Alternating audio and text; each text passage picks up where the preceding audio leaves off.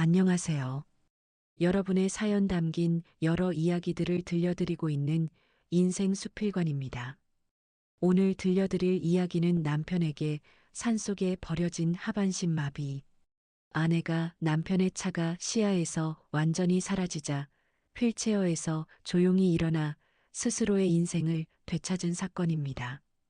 겉으로는 헌신적인 간병 남편이었지만 실상은 아내의 재산과 보험금을 노리고 완전 범죄를 준비하고 있었고 3년간 마비 연기를 하며 그 모든 계획을 역이용한 아내의 반전이 법정에서 폭발적으로 드러난 이야기입니다. 이 이야기는 제가 직접 소개받아 전해드리는 실화에 가까운 사연입니다. 마지막 반전까지 숨막히는 이야기를 끝까지 들어보세요. 구독과 좋아요, 알림 설정은 영상 제작에 큰 힘이 됩니다. 자, 그럼 오늘의 사연 함께 들어보시죠. 저는 서울 강북구 미아동에서 30년째 살고 있는 63세 김은희입니다. 이 이야기는 제 오랜 이웃이자 동창이었던 김영자 씨에 대한 이야기입니다. 영자 씨는 올해 58세이고 교통사고 이후 하반신 마비 판정을 받아 3년째 휠체어 생활을 하고 있었습니다. 여러분은 이런 남편을 어떻게 생각하시겠습니까? 아내가 몸을 쓰지 못하는 상황에서 끝까지 곁을 지키는 남편이라면 누구나 존경하지 않겠습니까? 저 역시 그랬습니다. 영자 씨 남편 박태식 씨는 62세입니다.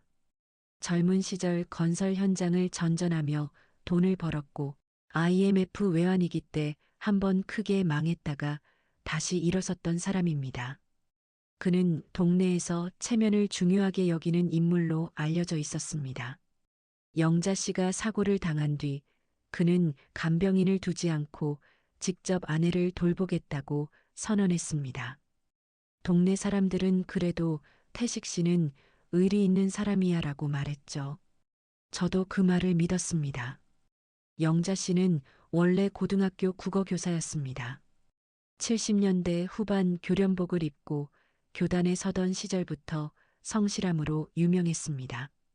결혼 후에도 사교육 대신 공교육을 지켜야 한다며 사표를 늦게 썼던 사람이었습니다. 그녀는 늘 말수가 적었고 집안일도 조용히 해내는 타입이었습니다. 사고 이후에도 불평을 거의 하지 않았습니다. 내가 불편하다고 세상이 멈추는 건 아니잖아요. 그녀가 저에게 그렇게 말한 적이 있습니다. 사고는 3년 전 겨울 의정부 외곽국도에서 발생했습니다. 빙판길에서 미끄러진 트럭이 영자 씨 차량을 들이받았습니다. 척추 신경 손상이라는 진단이 내려졌고 병원에서는 회복 가능성이 희박하다고 했습니다. 태식 씨는 병원 복도에서 무너진 듯 주저앉았습니다. 그 장면은 아직도 제 눈에 선합니다. 그는 내가 대신 아팠어야 하는데라고 중얼거렸습니다. 그때만 해도 저는 그가 진심이라고 믿었습니다. 영자 씨 명의로 된 자산은 적지 않았습니다. 결혼 전 교직 생활과 부동산 투자로 마련한 상가 두 채가 있었고 은행 예금도 40억 가까이 되었습니다. 태식 씨 사업은 겉으로는 유지되는 것처럼 보였지만 실제로는 2년 전부터 자금 사정이 좋지 않았습니다. 공사 대금이 밀리고 하청업체와 분쟁이 이어졌습니다. 그는 동네에서 여전히 큰 소리를 쳤지만 밤늦게 술에 취해 귀가하는 날이 많아졌습니다. 저는 그가 지친 줄만 알았습니다. 며느리 박수진 씨는 35세 보험 설계사입니다. 그녀는 시어머니 보험을 재정비해 주겠다며 집에 자주 들렀습니다. 어머니, 혹시 모를 상황에 대비해야죠. 그 말은 당연하게 들렸습니다. 보험 서류가 여러 번 오갔고 태식 씨는 그 옆에서 고개를 끄덕였습니다. 영자 씨는 서류를 오래 들여다보지 않았습니다. 그저 당신들이 알아서 해요. 라고 말했죠. 그 무렵부터 저는 영자 씨의 눈빛이 달라졌다는 걸 느꼈습니다. 예전에는 체념과 수능이 섞인 표정이었다면 어느 순간부터는 무언가 계산하는 사람처럼 조용히 관찰하는 눈이었습니다. 제가 물었습니다. 영자야, 요즘 괜찮아? 그녀는 잠시 저를 바라보다가 낮게 말했습니다. 은희야, 사람 마음이 무서운 거더라. 그 말의 뜻을 저는 그때 알지 못했습니다. 사고 후 3년이 흐르면서 태식 씨의 태도는 조금씩 변했습니다. 그는 간병에 지쳤다며 퉁명스러운 말을 하기도 했습니다. 이렇게 평생 살아야 하나. 그의 한숨은 점점 길어졌습니다.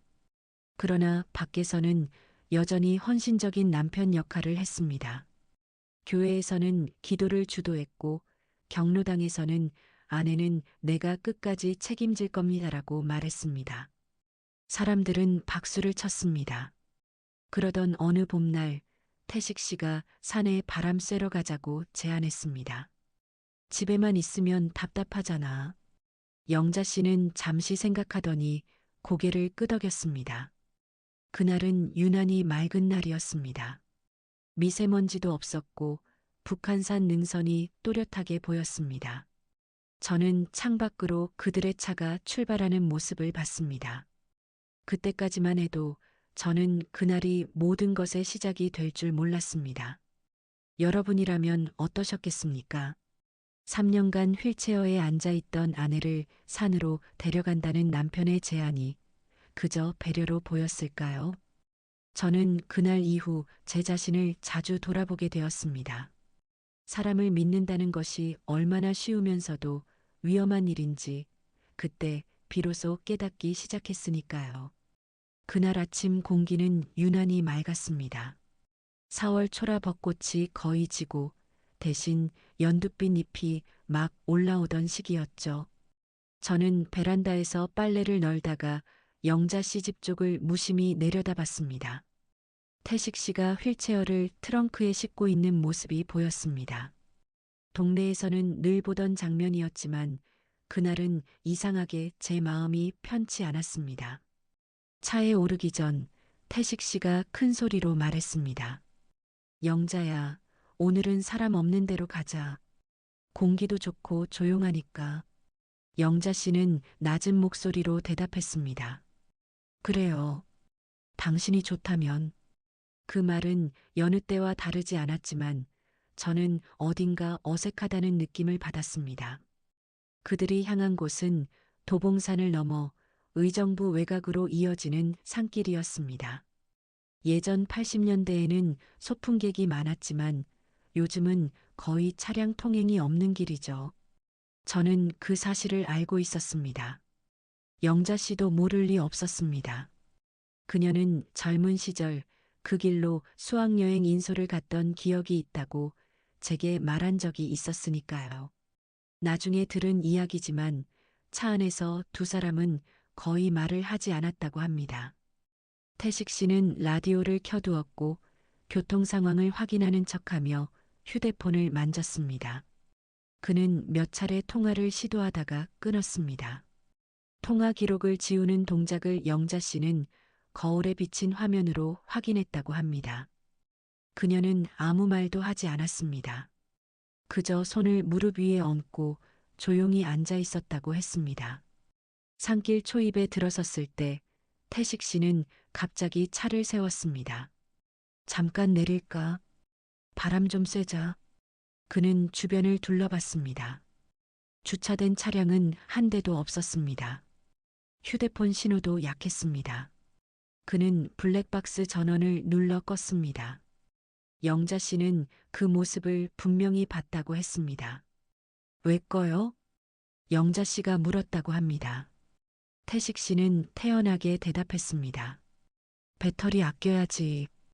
오래 세워둘 거잖아. 그 말은 겉보기엔 자연스러웠습니다. 하지만 그는 평소 블랙박스를 한 번도 끈 적이 없는 사람이었습니다. 그는 사고를 유난히 경계하던 사람이었죠. 휠체어를 꺼내는 손길이 그날은 유독 거칠었다고 합니다. 태식 씨는 영자 씨를 도로 옆 평평한 공간에 세워두었습니다. 그 자리는 산 아래로 완만하게 경사가 이어지는 곳이었습니다. 눈에 띄지 않는 위치였고 차량이 빠르게 지나가면 잘 보이지 않는 자리였습니다.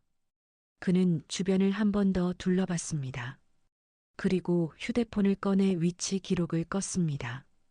여기서 잠깐 기다려. 내가 물 좀 사올게. 그가 그렇게 말했다고 합니다. 영자 씨는 그 말이 거짓이라는 걸 알고 있었다고 했습니다.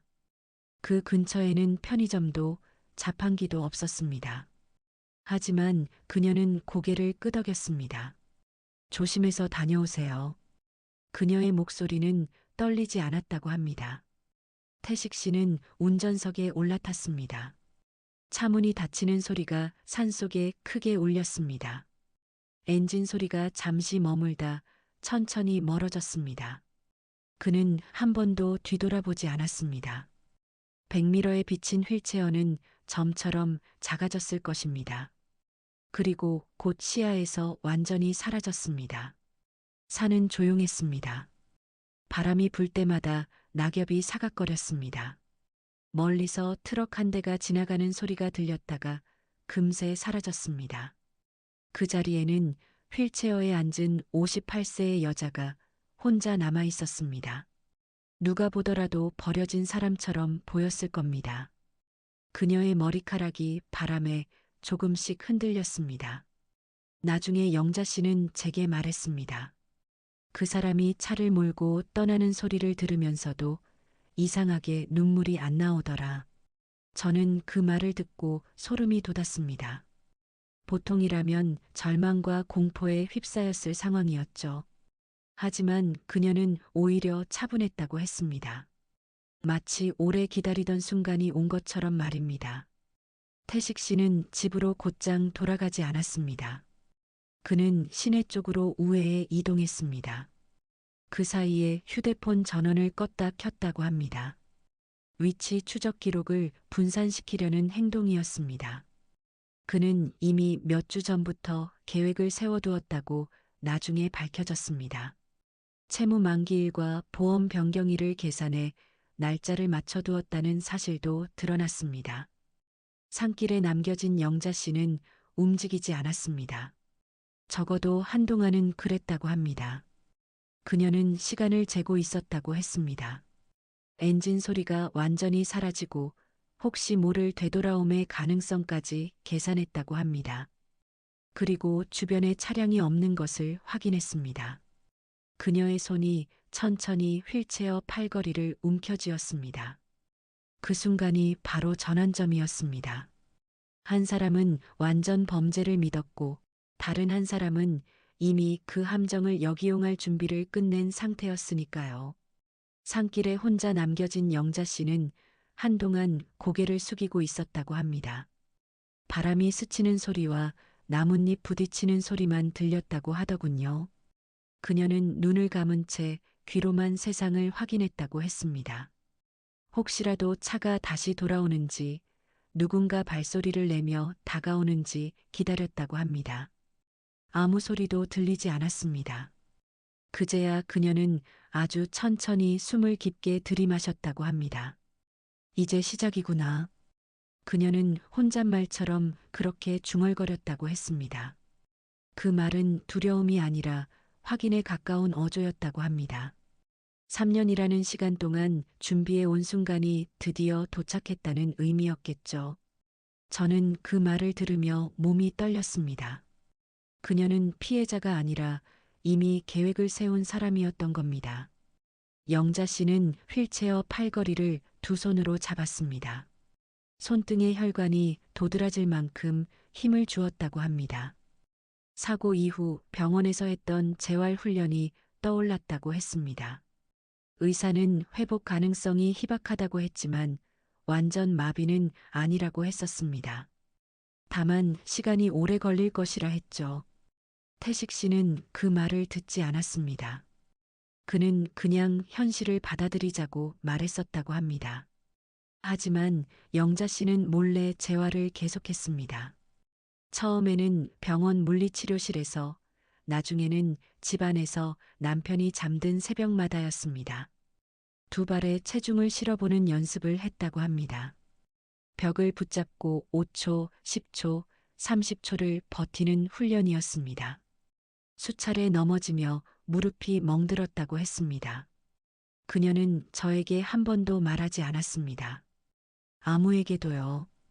그날 산길에서 그녀는 천천히 몸을 앞으로 기울였습니다. 무릎에 힘을 주고 발끝을 지면에 밀착시켰다고 합니다. 떨림이 심하게 왔다고 했습니다. 하지만 그 떨림은 공포가 아니라 긴장해서 오는 것이었다고 하더군요.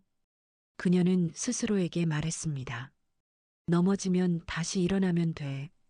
그 말은 3년 동안 자신에게 되뇌던 주문이었다고 했습니다. 그녀는 결국 일어섰습니다. 완벽하게 곧게 선 것은 아니었지만 분명히 두 발로 서 있었다고 했습니다. 휠체어는 뒤에 그대로 남겨져 있었습니다. 3년간 자신을 가두고 있던 상징 같은 물건이었죠. 그녀는 그걸 잠시 바라보았습니다. 그리고 조용히 한 발을 내디뎠다고 합니다. 첫 발은 불안했고 두 번째 발은 조금 더 안정되었다고 했습니다. 그녀는 주변을 둘러봤습니다. 누군가 이 장면을 목격하면 모든 계획이 무너질 수 있었으니까요. 그러나 산길은 여전히 고요했습니다. 그녀는 주머니에서 휴대폰을 꺼냈습니다. 진동 모드로 설정된 화면에는 이미 저장된 번호가 있었습니다. 변호사 최준호 씨였습니다. 그는 50대 초반으로 영자 씨의 대학 동문 소개로 연결된 인물이었습니다. 영자 씨는 며칠 전 그에게 모든 상황을 설명해 두었다고 합니다. 보험 변경 시점, 태식 씨의 채무 상태, 최근 수상한 행동들까지요. 그는 처음엔 믿기 힘들어했다고 합니다. 하지만 계좌 흐름과 채권자 명단을 확인한 뒤 가능성을 인정했다고 합니다. 지금입니다. 영자 씨는 통화 버튼을 누르며 그렇게 말했다고 합니다. 짧은 문장이었지만 그 안에 모든 결심이 담겨 있었다고 저는 느꼈습니다. 최 변호사는 이미 준비하고 있었다고 합니다. 위치 공유가 자동으로 전송되도록 설정해 두었고 인근 CCTV 확보 절차도 검토 중이었다고 했습니다. 그는 단 한마디만 했다고 합니다. 움직이지 말고 영상부터 확보하겠습니다. 영자 씨는 그 자리에 다시 앉았습니다. 이번에는 휠체어가 아니라 바위 위였습니다. 그리고 일부러 휠체어를 약간 기울여 두었다고 합니다. 타인이 보기에 사고처럼 보일 수 있도록 연출한 것이었습니다. 그녀는 휴대폰으로 산길 전경을 촬영했습니다. 시간 표시가 분명히 남도록 설정했습니다. 그녀는 피해자가 아니라 증거 수집자였습니다. 그 무렵 태식 씨는 이미 도심으로 진입하고 있었습니다. 그는 휴대폰을 켜고 채무자에게 전화를 걸었다고 합니다. 곧 정리됩니다. 그의 목소리는 자신감에 차 있었다고 하더군요. 그는 이미 결과를 확신하고 있었던 겁니다. 영자 씨가 움직일 수 없다는 전제 위에서 말이죠. 하지만 그는 모르는 사실이 하나 있었습니다. 3년 동안 병상에 누워있던 여자가 사실은 매일 밤 벽을 붙잡고 일어나는 연습을 해왔다는 것. 보험 서류를 꼼꼼히 읽고 도장을 일부러 다른 곳에 보관해 두었다는 것. 그리고 자신이 산길로 향하자마자 모든 상황을 예상하고 있었다는 것 말입니다. 최 변호사는 40분 만에 현장 인근에 도착했습니다. 그는 차를 눈에 띄지 않게 세우고 도보로 접근했다고 합니다. 영자 씨는 그가 보이자 다시 휠체어에 앉았습니다. 그녀는 완벽하게 연기하고 있었습니다. 그녀의 얼굴에는 두려움과 당황이 섞인 표정이 떠올랐다고 합니다. 누가 보아도 버려진 피해자였습니다. 지금부터는 기록입니다. 최 변호사가 그렇게 말했다고 합니다. 그는 휴대용 카메라로 주변을 촬영했습니다. 타이어 자국, 위치, 휠체어 상태까지 세밀하게 기록했습니다. 그리고 영자 씨에게 물었습니다. 확신하십니까? 그녀는 잠시 눈을 감았다가 고개를 끄덕였습니다. 그 순간부터 이 사건은 단순한 가정사 문제가 아니게 되었습니다. 완전 범죄를 꿈꾸던 남편과 그 범죄를 역이용해 법정으로 끌어올리려는 아내의 싸움이 시작된 겁니다.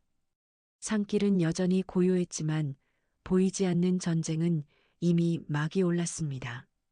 최 변호사가 도착했을 때 영자 씨는 다시 휠체어에 앉아 있었다고 합니다.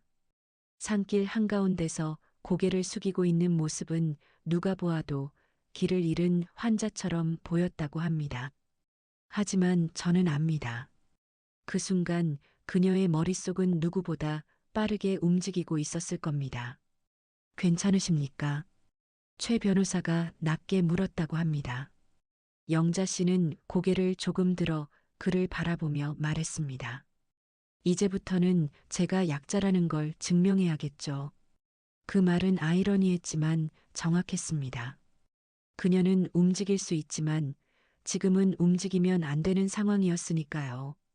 최 변호사는 휴대용 카메라로 주변을 촬영했습니다. 차량이 멈췄던 자리의 타이어 자국, 휠체어가 놓인 위치, 경사 각도까지 기록했다고 합니다.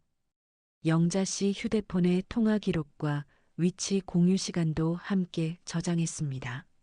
그는 블랙박스 전원 차단 여부를 확인하기 위해 차종과 모델도 적어두었습니다. 모든 것은 나중에 법정에서 하나의 흐름으로 이어질 증거였습니다. 지금부터는 시간 싸움입니다. 그가 그렇게 말했다고 합니다. 태식 씨가 실종 신고를 먼저 하면 상황은 복잡해질 수 있었기 때문입니다. 하지만 의외로 태식 씨는 바로 신고하지 않았습니다. 그 점이 오히려 의심을 더 키웠습니다. 정말 아내를 잃어버렸다면 가장 먼저 경찰에 연락했어야 하니까요. 영자 씨는 그날 집으로 돌아가지 않았습니다. 최 변호사의 차량을 타고 바로 서울 외곽에 있는 오피스텔로 이동했습니다. 그곳은 몇 달 전 그녀가 몰래 계약해둔 공간이었다고 합니다. 재활을 위해 외출한다고 말하며 통장 일부를 분산해 둔 것도 그 준비의 일부였습니다. 그녀는 오랜 교직 생활 동안 남편 몰래 관리하던 비상 자금을 가지고 있었습니다. 혹시 모를 상황에 대비하는 게 습관이었어요. 그녀가 저에게 그렇게 말한 적이 있습니다. 오피스텔에 도착하자마자 그녀는 도장을 꺼냈습니다. 태식 씨가 찾지 못해 불안해하던 바로 그 인감이었습니다. 그녀는 며칠 전 이미 집 안다른 장소로 옮겨두었다고 합니다. 그날 이후 모든 재산 이전은 본인 확인 절차를 거치지 않으면 불가능한 상태가 되었습니다. 그녀는 은행 담당자와도 사전에 연락을 해둔 상태였습니다. 은행 직원은 혹시 압박이 있다면 바로 신고하겠다고 약속했다고 합니다. 한편 태식 씨는 아무 일도 없다는 듯 집으로 돌아왔습니다. 그는 동네 슈퍼에 들러 일부러 두부와 막걸리를 샀다고 합니다. 평소와 다름없는 일상을 연출하기 위한 행동이었습니다.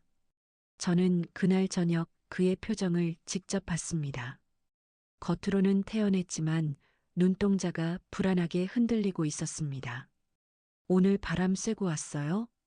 제가 물었을 때 그는 잠시 말을 멈췄습니다. 그냥 좀 답답해하길래. 그의 대답은 평소보다 짧았습니다. 그는 영자 씨의 부재를 언급하지 않았습니다. 그 사실이 오히려 더 이상했습니다. 밤이 깊어도 그는 경찰에 신고하지 않았습니다. 대신 며느리 수진 씨에게 전화를 걸었다고 합니다. 그 통화 내용은 나중에 수진 씨 휴대폰 기록에서 확인되었습니다. 보험 청구 절차와 사망 추정 요건을 묻는 대화였다고 합니다. 그 시점에서 영자 씨는 아직 실종 상태였을 뿐이었습니다. 그 서두름이 결국 그의 발목을 잡게 됩니다. 오피스텔에서 영자 씨는 조용히 TV 뉴스를 틀어두었습니다. 자신의 이름이 나오는지 확인하기 위해서였습니다. 아직 아무 보도도 없었습니다. 그녀는 손을 모은 채 말했습니다. 조용할수록 더 드러나는 법이에요. 그 말은 교사 시절 아이들에게 하던 훈계와 비슷했습니다. 다음 날 아침 최 변호사는 경찰에 먼저 연락했습니다. 산길 CCTV 확보 요청과 함께 살인 미수 가능성에 대한 의견서를 제출했습니다. 태식 씨는 그제야 실종 신고를 했습니다. 시간 차이는 명확히 기록되었습니다. 그 몇 시간의 공백이 법정에서 중요한 의미를 가지게 됩니다. 영자 씨는 여전히 세상 앞에 모습을 드러내지 않았습니다. 그녀는 일부러 침묵을 선택했습니다. 피해자로 보이는 시간이 길수록 가해자의 행동은 더 급해질 것이기 때문이었습니다. 그녀는 이미 한 번 버려졌습니다. 이제는 스스로를 지키는 방법을 선택한 것이었습니다.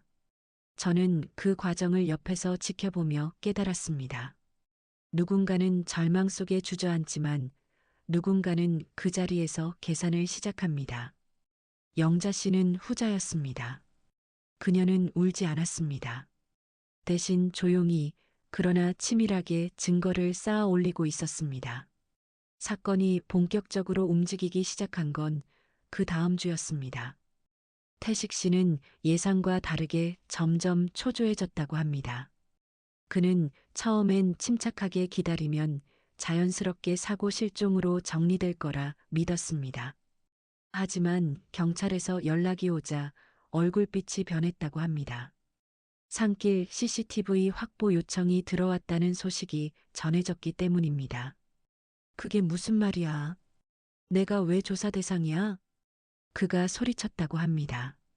그러나 경찰은 단순 참고인 조사라고 설명했습니다. 문제는 그가 먼저 방어적으로 반응했다는 점이었습니다. 그날 이후 그는 밤마다 술을 마셨습니다.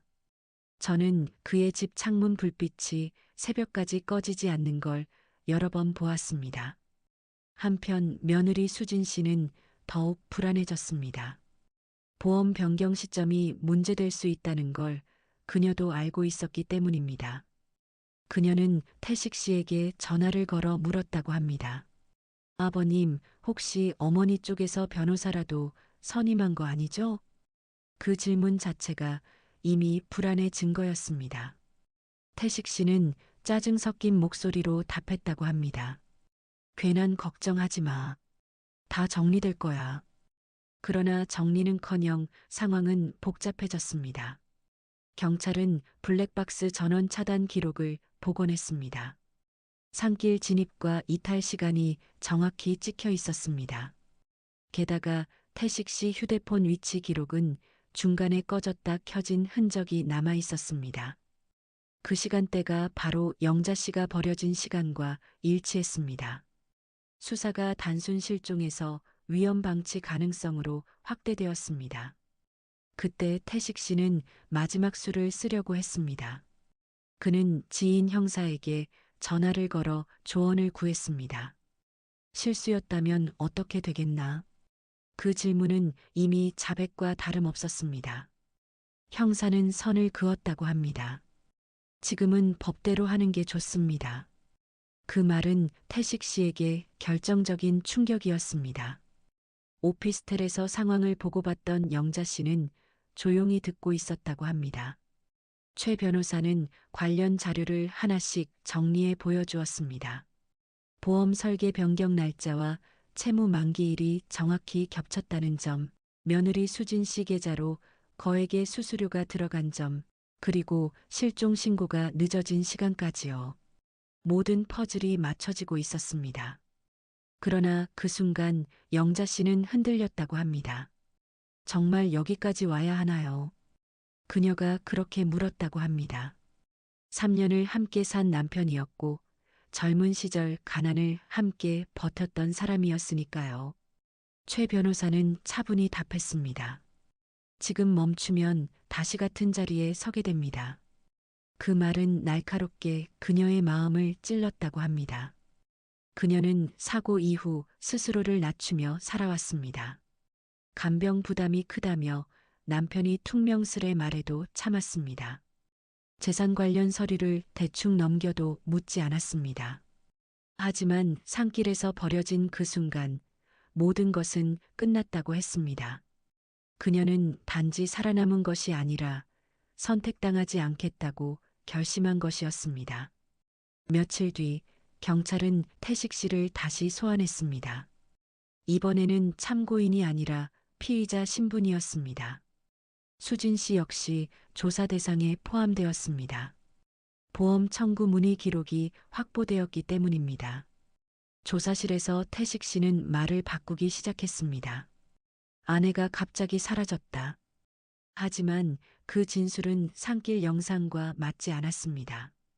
그날 밤 태식 씨는 집으로 돌아와 혼자 술을 마셨다고 합니다. 그는 거실 한가운데 서서 혼잣말을 했다고 합니다. 설마. 그가 두려워한 것은 법이 아니라 혹시 모를 가능성이었습니다. 영자 씨가 살아있을지도 모른다는 생각이 그를 잠 못 이루게 했다고 합니다. 그리고 마침내 결정적인 순간이 찾아왔습니다.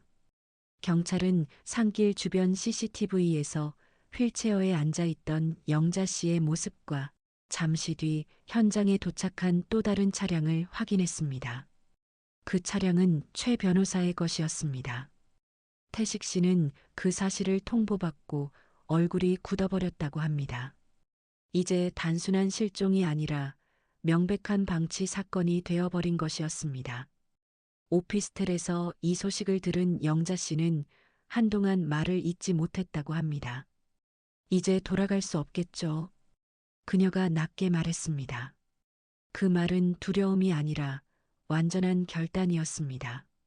산길에서 일어선 순간부터 이미 시작된 싸움이었지만 이제는 법의 테이블 위로 올라온 상태였습니다.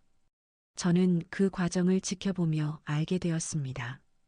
가장 큰 위기는 외부에서 오는 것이 아니라 마음속에서 망설이는 순간이라는 걸요. 영자 씨는 그 망설임을 넘고 있었습니다. 그리고 태식 씨의 세계는 조금씩, 그러나 분명히 무너지고 있었습니다.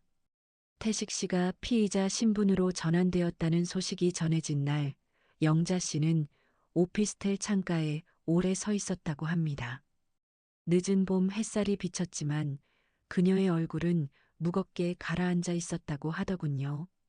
이 싸움이 단순히 법적 문제를 넘어서 자신의 지난 세월과 마주하는 일이라는 걸 그제야 실감했다고 합니다.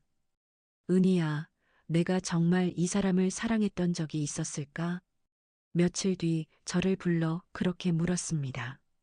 저는 쉽게 대답하지 못했습니다. 70년대 말 대학 축제에서 통기타 치던 태식 씨를 보며 웃던 그녀의 얼굴을 저는 기억하고 있었기 때문입니다.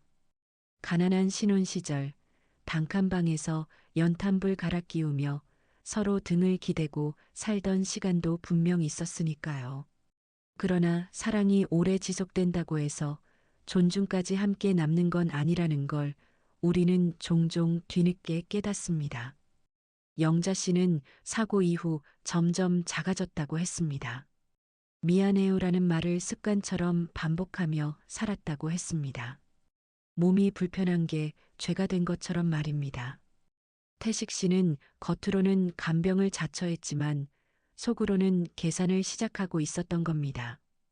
그녀는 재활을 계속한 이유를 제게 털어놓았습니다. 처음엔 단순히 다시 걷고 싶어서였다고 합니다. 그러나 어느 순간부터는 다른 이유가 생겼다고 했습니다. 남편이 보험 서류를 설명하는 방식이 점점 조급해졌고 자신의 도장 위치를 은근히 묻는 횟수가 늘어났다고 했습니다. 그때부터 그녀는 혹시라는 단어를 떠올렸다고 했습니다. 최 변호사는 수사 상황을 정리해 주었습니다. 보험 변경 계약서에 서명된 날짜와 태식 씨 채무 만기일이 정확히 일치한다는 점, 며느리 수진 씨가 고액 수수료를 받았다는 점, 그리고 산길 진입 전후 블랙박스 전원 차단 기록까지요. 정황은 충분합니다. 그는 그렇게 말했습니다. 하지만 영자 씨는 잠시 고개를 저었다고 합니다. 정황이 아니라 제 결심이 필요하겠죠. 그녀는 이 사건을 세상에 공개할지 고민하고 있었습니다. 단순히 형사처벌로 끝낼 것인지 아니면 공개 재판으로 사회적 책임까지 묻는 길을 택할 것인지 말입니다. 그 밤 그녀는 오래된 앨범을 꺼냈다고 합니다. 1988년 서울 올림픽 때 찍은 가족사진, 아이들 초등학교 입학식, 태식 씨가 첫 트럭을 장만했다며 웃던 모습까지요. 사진 속에는 분명 행복한 시절이 있었습니다. 그러나 그 기억이 현재의 선택을 흔들 수는 없다고 했습니다. 내가 지키고 싶은 건 과거가 아니라 지금의 나예요. 그녀가 그렇게 말했습니다. 그 말은 단단했고 흔들림이 없었습니다. 사고 이후 처음으로 그녀는 스스로를 중심에 두고 있었습니다. 다음 날 그녀는 경찰에 직접 진술서를 제출했습니다. 3년간 재활을 해왔다는 사실과 산길에서 일부러 움직이지 않은 이유까지 상세히 적었습니다. 저는 도망치지 않았습니다. 저는 증거를 기다렸습니다. 그 문장은 수사관의 메모지에 그대로 기록되었습니다. 수진 씨는 그 진술을 듣고 크게 동요했다고 합니다. 어머니가 걸으셨다고요? 그녀는 믿기지 않는다는 표정으로 되물었다고 합니다. 보험 설계의 전제는 영구마비였기 때문입니다. 그 기초가 무너지는 순간 모든 계획이 흔들린 겁니다. 태식 씨 역시 충격을 받았습니다. 조사실에서 그는 처음으로 침묵했다고 합니다. 아내가 일어섰다는 사실은 단순한 신체적 회복을 넘어선 의미였으니까요. 그가 계산한 모든 숫자와 확신이 그 순간 무너졌습니다. 영자 씨는 그 소식을 전해 듣고도 담담했다고 합니다. 분노보다는 이상하게도 안도감이 먼저 들었다고 하더군요. 자신이 두려워했던 것이 더 이상 두렵지 않게 되었기 때문입니다. 버려진 자리에서 스스로 일어선 그날 이후 그녀는 이미 절반은 승리한 셈이었습니다. 은희야, 나 이제 누가 뭐라 해도 다시는 미안하다고 안 할 거야. 그녀는 그렇게 말했습니다. 저는 그 말을 들으며 마음이 울컥했습니다. 평생 남편과 자식에게 양보하며 살아온 여자가 처음으로 자신을 위한 선택을 하고 있었기 때문입니다. 진실은 법정에서 드러날 것입니다. 하지만 그보다 먼저 드러난 것은 영자 씨의 마음속 변화였습니다. 그녀는 더 이상 버려진 사람이 아니었습니다.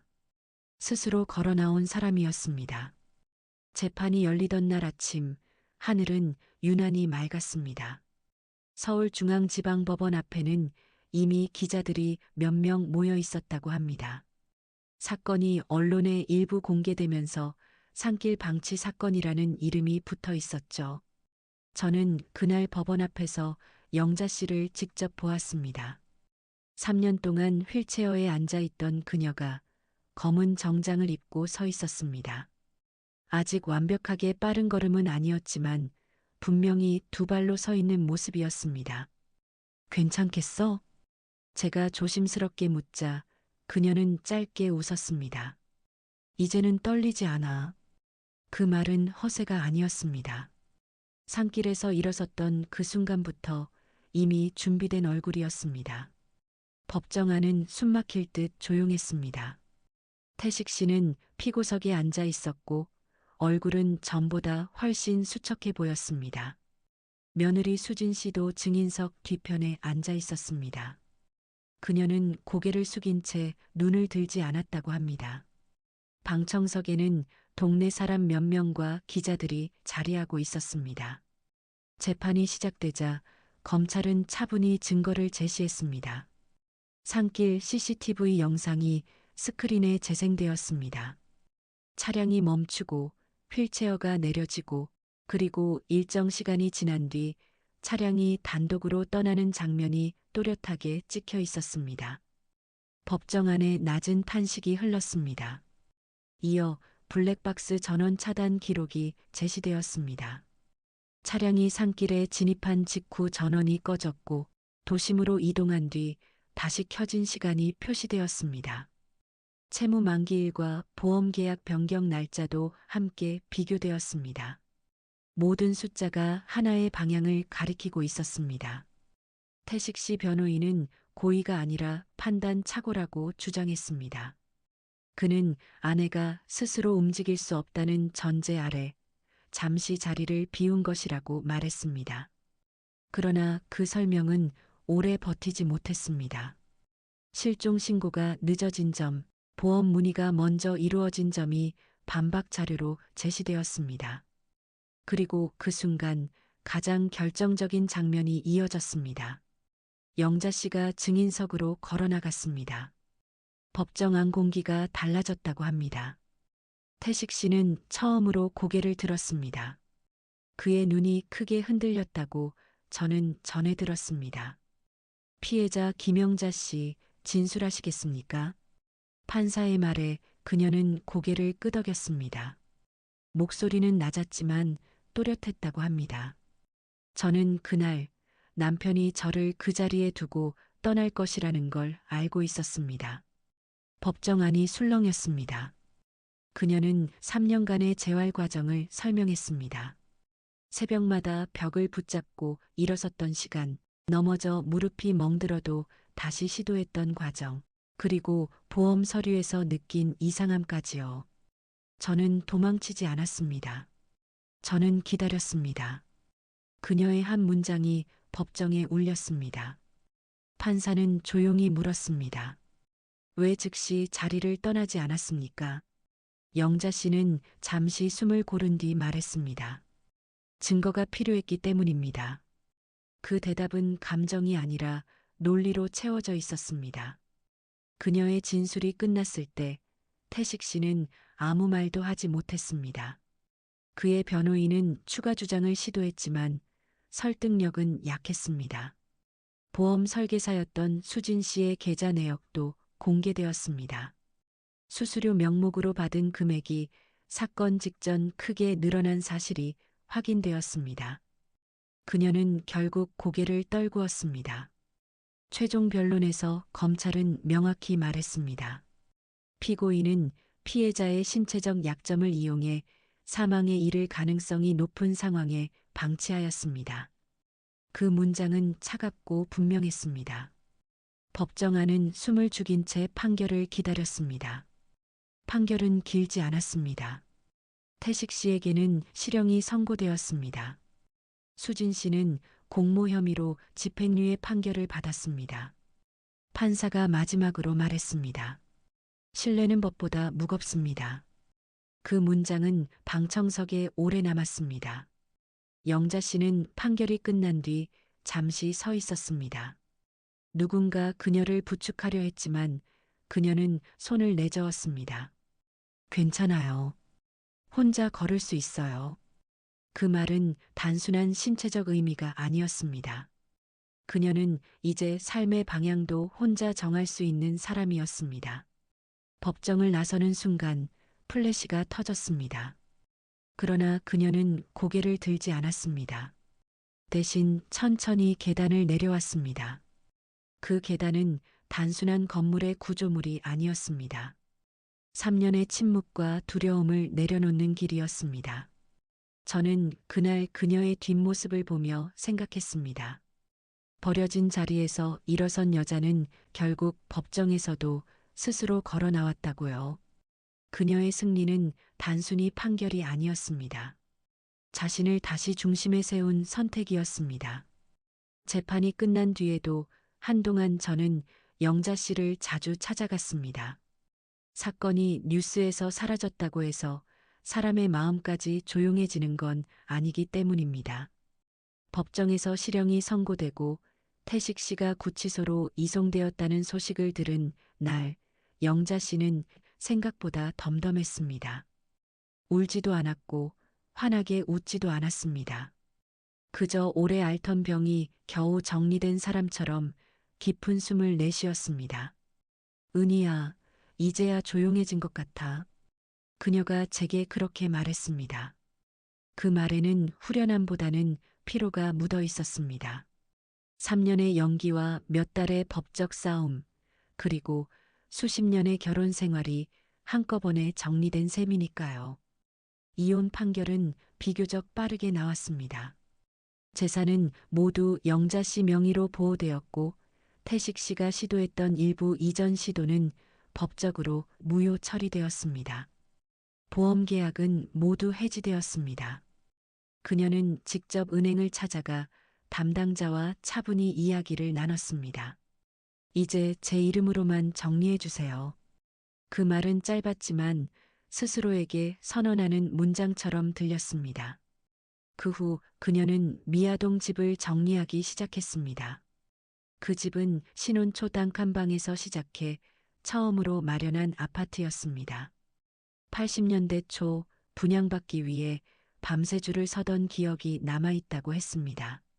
아이들이 자라던 벽에는 연필로 키를 표시해둔 흔적이 아직도 남아있었습니다.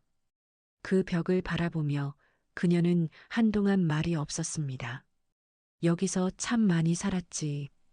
그녀가 낮게 말했습니다. 좋았던 시절도 힘들었던 시절도 그 공간 안에 함께 있었겠죠. 하지만 산길에서 버려졌던 그날 이후 그 집은 더 이상 안식처가 아니었다고 했습니다. 그래서 그녀는 과감히 정리하기로 했습니다. 장롱 깊숙이 넣어두었던 옛 사진첩을 꺼냈습니다. 88올림픽 때 가족과 찍은 사진, 태식 씨가 첫 트럭을 샀다며 환하게 웃던 장면, 아이들 졸업식에서 손을 꼭 잡고 서 있던 모습까지요. 그녀는 사진을 찢지 않았습니다. 대신 상자에 담아 보관했습니다. 지운다고 없던 시간이 되는 건 아니니까. 그 말은 미련이 아니라 인정이었습니다. 과거를 인정하되 그 안에 다시 머물지 않겠다는 뜻이었습니다. 새로 이사한 집은 한강이 멀리 보이는 작은 아파트였습니다. 엘리베이터가 있고 재활센터가 가까운 곳이었습니다. 처음 이사하던 날 저는 그녀가 현관문을 여는 모습을 지켜봤습니다. 그녀는 문턱을 넘으며 잠시 멈추었습니다. 그리고 조용히 말했습니다. 여긴 내 집이야. 그 말은 누구에게도 허락받지 않는 선언이었습니다. 그녀는 짐을 정리하면서 가장 먼저 휠체어를 창고에 넣었습니다. 완전히 버리지는 않았습니다. 그건 역시 자신의 일부였으니까요. 하지만 거실 한가운데 놓아두지는 않았습니다. 이제 중심은 다른 곳에 있었기 때문입니다. 재활센터에 다시 등록한 날 물리치료사가 놀란 표정으로 말했습니다. 생각보다 많이 회복되셨네요. 영자 씨는 웃으며 대답했습니다. 포기 안 했거든요. 그 대답은 짧았지만 지난 시간을 모두 담고 있었습니다. 그녀는 매일 조금씩 걷는 시간을 늘렸습니다. 처음엔 집 주변 한 바퀴, 그 다음엔 공원까지, 그리고 어느 날은 저와 함께 북한산 둘레길을 찾았습니다. 젊은 시절 소풍 가듯 오르던 그 길이었습니다. 나무 사이로 햇빛이 내려오고 새들이 지저귀는 소리가 들렸습니다. 그녀는 천천히 발을 내디뎠습니다. 다리는 아직 완벽하지 않았지만 걸음은 흔들리지 않았습니다. 잠시 멈춰서서 숨을 고른 뒤 제게 말했습니다. 산길에서 혼자 남겨졌을 때 무섭지 않았던 건 아니야. 저는 아무 말 없이 고개를 끄덕였습니다. 그녀는 말을 이었습니다. 근데 거기서 일어나지 않았으면 평생 내가 나를 버렸을 거야. 그 문장은 조용했지만 강했습니다. 버림받은 것이 아니라 스스로를 버릴 뻔했다는 자각이었습니다. 그녀는 여성보호단체에 기부를 시작했습니다. 이름을 공개하지 않고 법률 상담을 지원하는 방식이었습니다. 나 같은 사람 또 나오지 않았으면 좋겠어. 그녀는 그렇게 말했습니다. 복수로 끝내지 않고 누군가를 일으키는 쪽을 선택한 겁니다. 동네에서는 여전히 수군거림이 있었습니다. 3년을 연기했다니 무섭다. 그러나 영자 씨는 신경 쓰지 않았습니다. 무서워도 괜찮아. 다시는 약자로 보이지 않으면 돼. 그녀의 표정은 담담했습니다. 어느 날 저녁 그녀는 거실 창가에 서서 한강 너머 노을을 바라보았습니다. 붉은 하늘 아래에서 그녀의 실루엣이 또렷이 보였습니다. 저는 그 장면이 산길에서 일어서던 순간과 겹쳐 보였습니다. 그때도 붉은 하늘이었고 지금도 붉은 하늘이었습니다. 은희야. 그녀가 저를 불렀습니다. 이제는 미안하다는 말 안 해도 되겠지? 저는 그 자리에서 눈물이 날 뻔했습니다. 평생 누군가에게 짐이 될까봐 사과하며 살던 사람이 처음으로 자신을 용서한 순간이었으니까요. 지금도 그녀는 매일 조금씩 걷습니다. 느리지만 멈추지 않습니다. 산길에 남겨졌던 휠체어는 이제 과거의 한 장면일 뿐입니다.